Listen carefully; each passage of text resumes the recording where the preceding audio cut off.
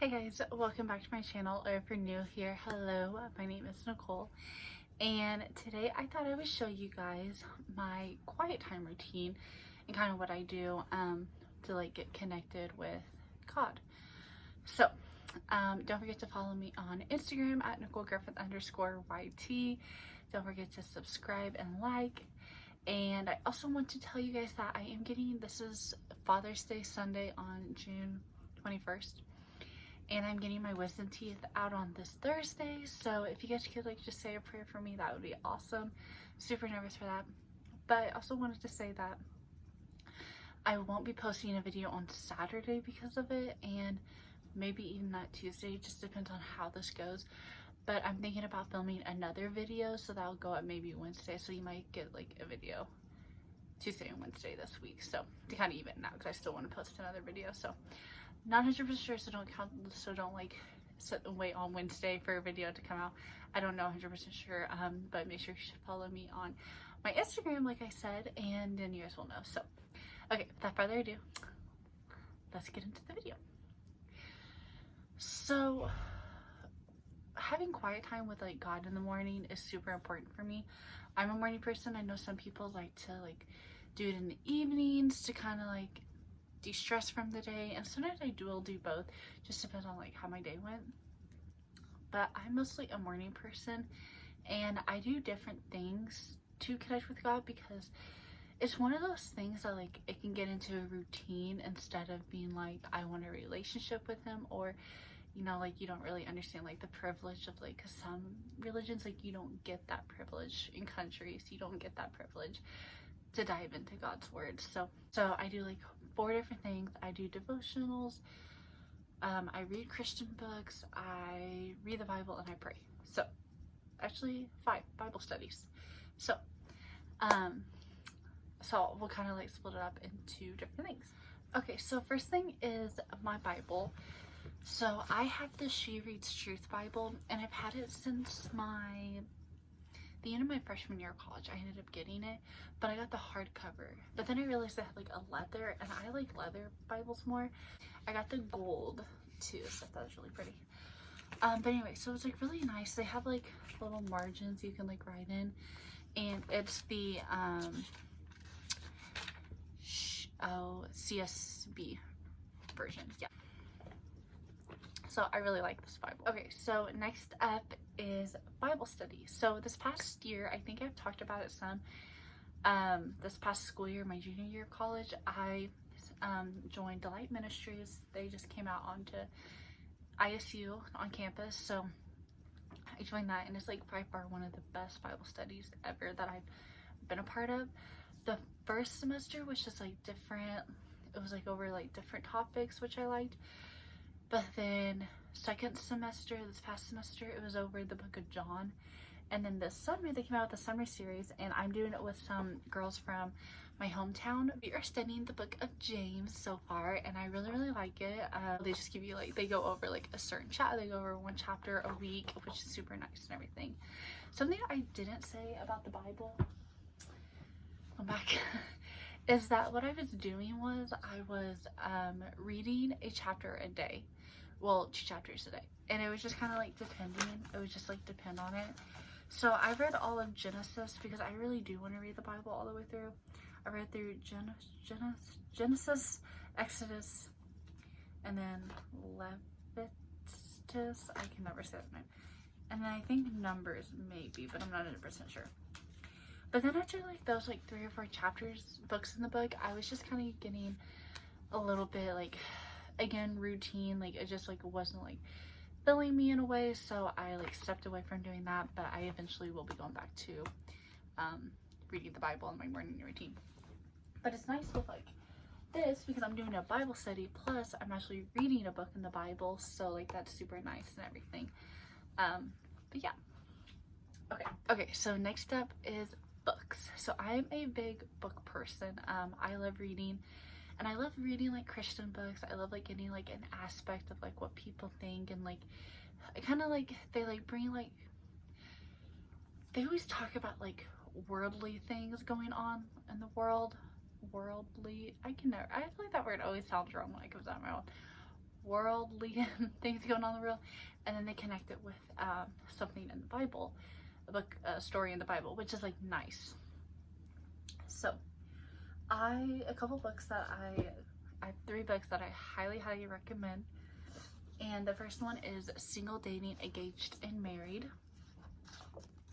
And I just thought it was very good. It's by Ben Stewart. I think a lot of college kids have read this book.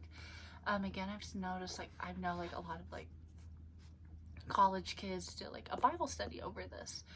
So I think that's like super cool. But so yeah. And then another book is I'm reading. I actually read it about 1.5 years ago, but I'm rereading it now because I was like waiting on a couple books to come in, so I just started reading this again.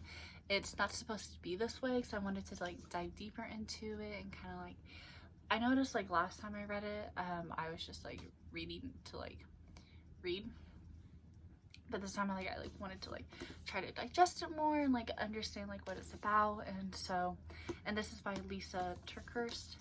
And you definitely should follow her on social media because she gives out like really powerful messages on social media when you're like scrolling through like Facebook and Instagram and everything. So highly recommend her. And then this book, oh my goodness guys, I love this book. It is called Savoring Single by Shelley Black. If you're a single and a Christian, I highly recommend this book. Oh my gosh. She just like, everything she like talked about was like so point on. I was like, yes, point on point.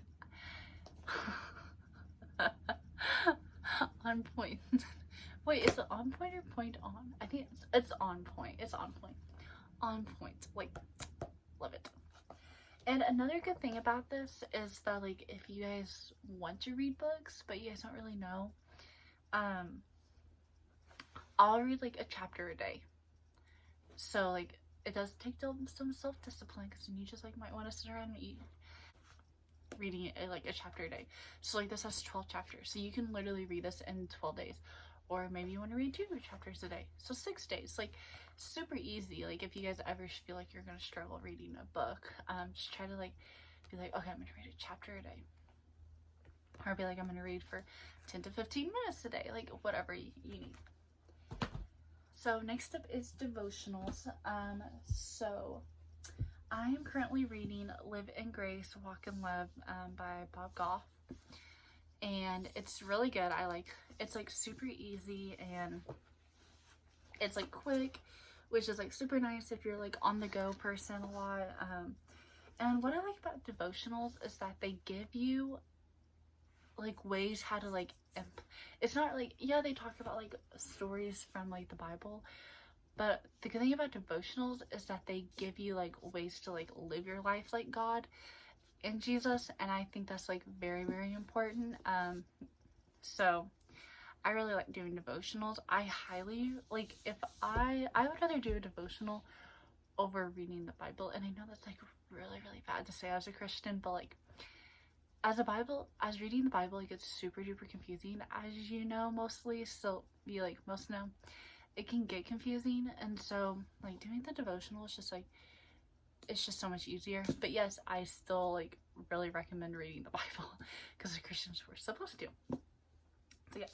And then lastly is the second devotional that I loved. I got this for Christmas, and it's Find Rest, a woman's devotional for lasting peace in a busy life. And Abby Aslin got this book last summer, and so I put it on my Christmas list, and I finally got it. And it just like gives you, I think it was 60 days, and it just like would go like day by day, and then it would had like a reflection question at the end. So I really liked it, and this is just really pretty. Like, oh, is that not pretty? It is. And then Lee is prayer time. So I struggle with prayer because I just always get sidetracked when I pray and everything, but I highly recommend getting a journal and writing down your prayers, because 1, it can help you get your thoughts out. 2, you can write down, be like, God, I really need you to answer this prayer. And whenever he answers it, you can go back and be like, wow, he answered this prayer for me.